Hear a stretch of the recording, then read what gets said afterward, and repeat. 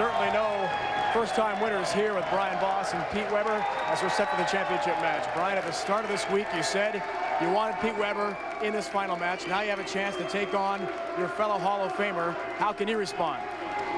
Well, I love bowling against great bowlers. You get a lot more pleasure out of beating the best. That's what I wanted. That's why I'm here, and I think that's what the fans wanted. Good luck to you. Thank you. Pete, Randy asked you earlier about not defending a championship in your great career until this point. What would it mean in terms of the significance to finally defend a championship? Well, first and foremost, the title comes before anything else. So right now, I'm just thinking about going out and making the best shots I can to win this title.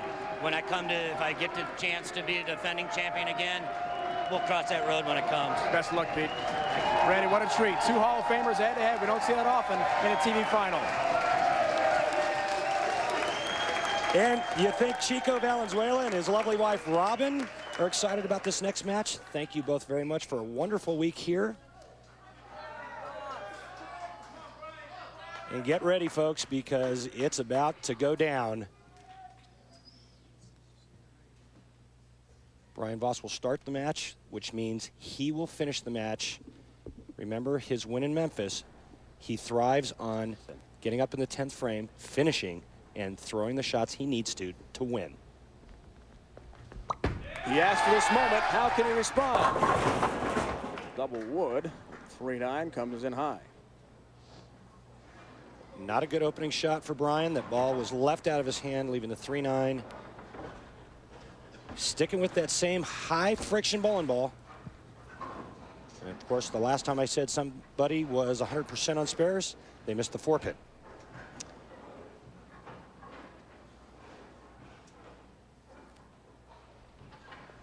The curse of Randy by Brian. The curse of the Randino. The curse of the Randino. Very nice. I like that.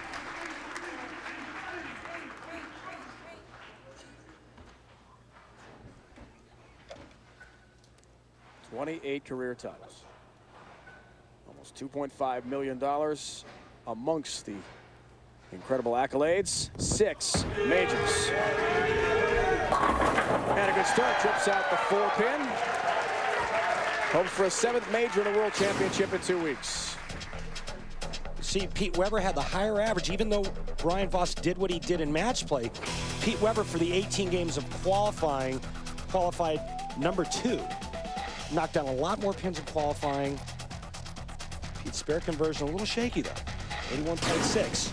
5th time, Randy, they've matched up on TV.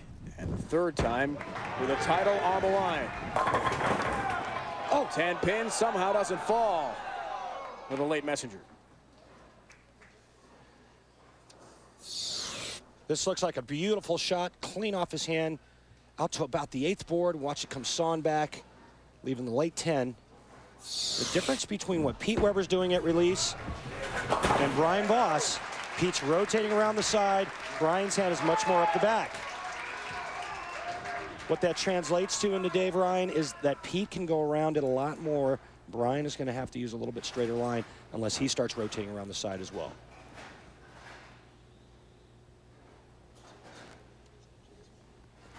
There's the approach. Hello.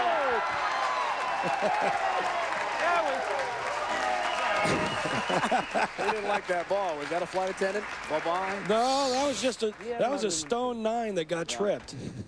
You can see, even though Brian is playing in, he's going much more direct through the front part of the lane. Pete's going sideways through the front part as Brian's leaning, begging, and then he finally gets the nice break, tripping the 9. And he leads the league in this. He's done that how many times today? Nice. 3 or 4, I think we've seen it.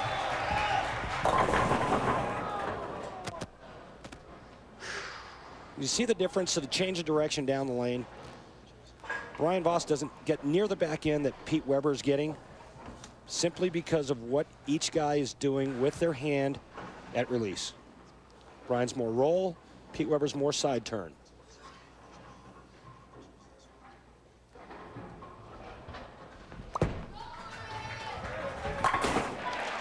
Covers the mark nicely.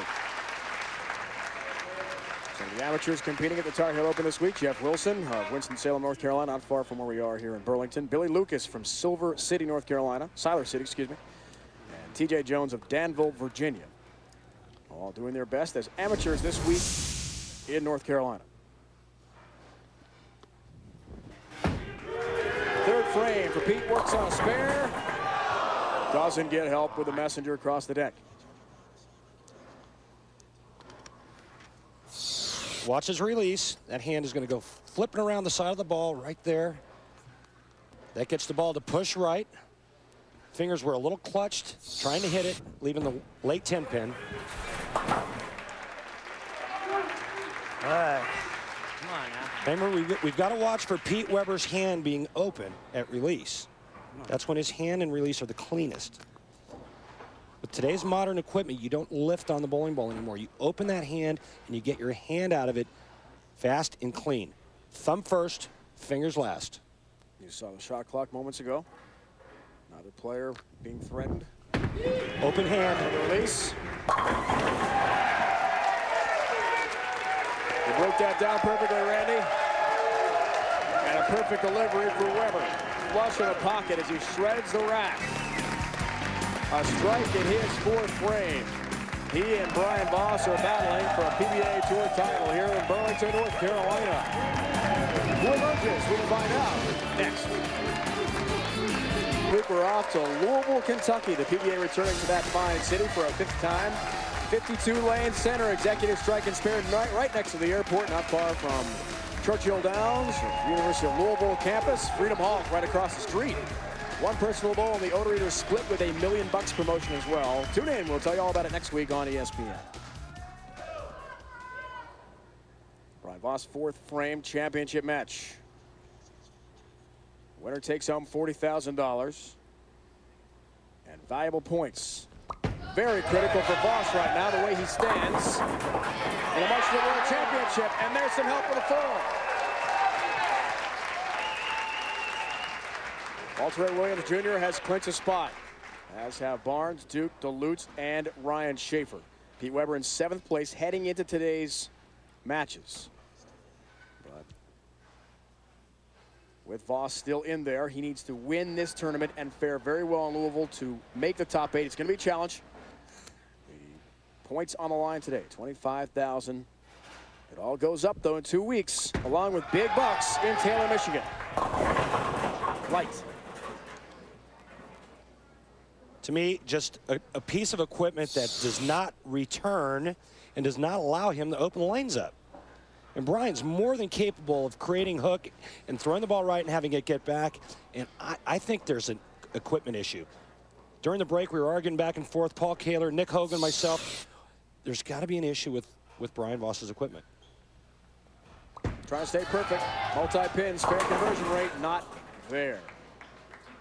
Head pin in the 10, stay up. So Brian Voss, and what could be an absolutely devastating open frame for him in the 5th. Pete works on a strike. 5th frame for him now. Strike here, he's up 23 pins. Perfect.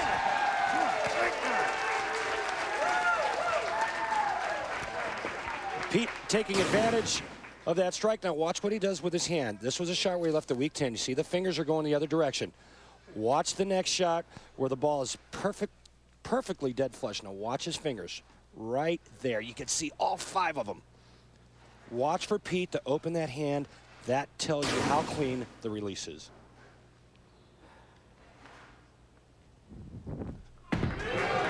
Sixth frame. Shreds the rack again. The emphatic response almost knocks the sunglasses off his face. Almost knocked himself out. Here's where you're going to get a massive adrenaline rush, and Pete Weber's going to show you what it means to throw big shots under big-time pressure. He's got a 3-bagger. The 4th, 5th, and 6th. Now Voss responds to the open frame. Drifts high.